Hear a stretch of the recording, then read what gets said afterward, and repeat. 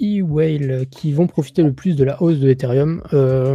Alors même si c'est peut-être pas le play le plus simple à prendre en ce moment au vu des charts, il y a les tokens de Layer 2 et des Layer 2 qui sont aimés, du style Arbitrum, Optimism, et c'est à peu près tout, en vrai de vrai. Même si en vrai, tous prendront des bougies vertes, je pense, et qui... Blast va mal, mais Optimism, Arbitrum, personnellement, je sais pas si vous avez autre chose, peut-être Base. Ouais, bon, après, les charts sont un peu catastrophiques. Mais regarde, puis moi je le trouve beau en vrai. Il a un Chanel qui est très très beau. Bah, tu veux, si tu veux un peu de fuel. Oui, parce que je vais en acheter. Moi, j'ai un avis totalement différent Alors, de deux.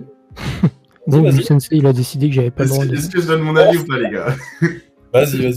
Moi, mon avis, c'est assez simple. Je suis très, très DeFi.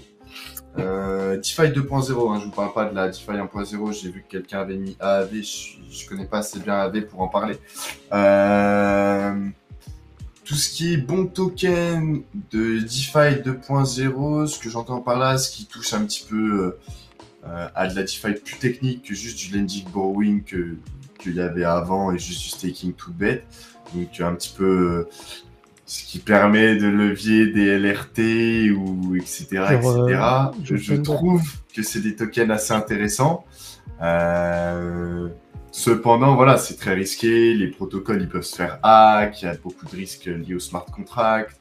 Bon, du coup, le token dont je parle particulièrement, vous vous en doutez, c'est Bundle. Il y a quand même des gros retraits des fois. Ça reste volatile, les altcoins. Et puis, il y a quand même une inflation sur le token. Donc c'est assez risqué. Mais pour moi, c'est un bet qui fait sens. Parce que aujourd'hui, avec nos ETH, les gens, ils veulent pas les laisser AFK sur le wallet. Ils veulent avoir du rendement. Et des fois, ils veulent un petit peu levier ce rendement. Et donc, moi, je fais partie de ceux qui pensent que si on veut bénéficier de la hausse de TH, il faut s'intéresser au token un petit peu DeFi 2.0, tout simplement. Donc voilà, j'espère que je me suis pas trop étalé. Mais c'est risqué, les gars. Attention, c'est risqué. Ceci n'est pas un conseil en investissement. Faites vos recherches. Dans cette même vibe, alors je sais pas si Lido c'est forcément un bon acteur, il est peut-être mieux. Hein. Lido c'est un très bon acteur hein, selon moi, mais est-ce que c'est le meilleur token? Ça, j'en sais rien. Pendle, pareil dans ce narratif-là, mais il y aura surtout le Eigenlayer, surtout. Qu'évidemment personne n'en parle parce que c'est pas live et on va attendre encore 2 mois, plus de 2 mois, 3 presque. Pour l'avoir, mais Eigenlayer qu'il faut certainement pas oublier, parce que s'il y a bien un truc que tu peux faire avec des ETH, c'est restaker.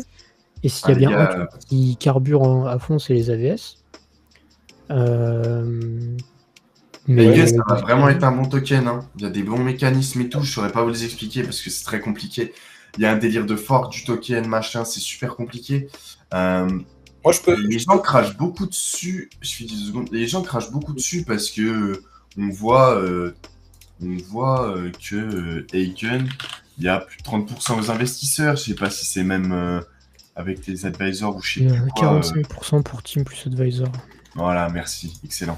Les gens crachent beaucoup dessus pour cette raison, mais quand tu regardes, c'est Cliff et c'est Lock, tu vois.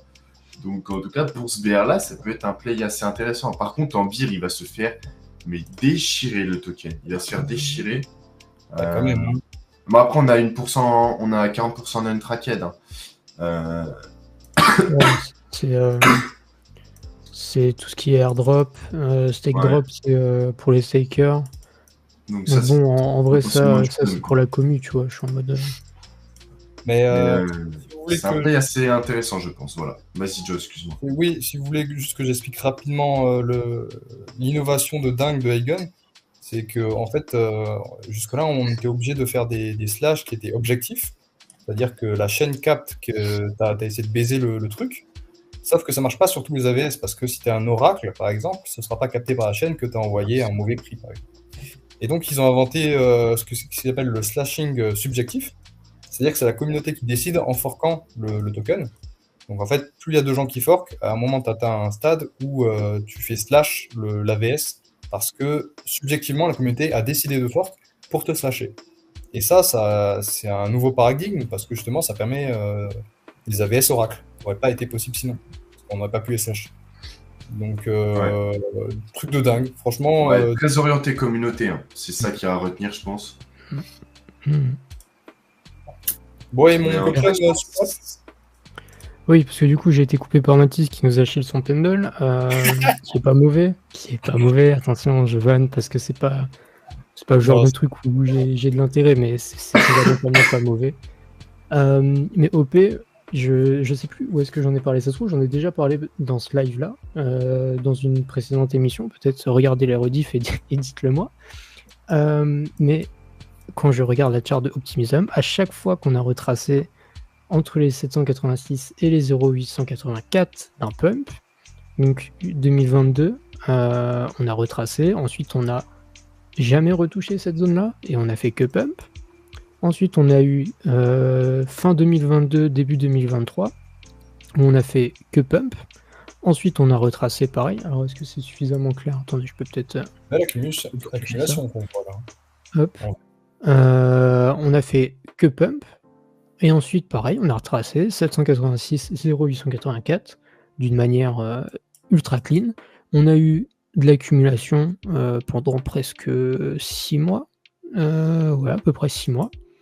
Et ensuite, on a fait que pump sur ce début d'année.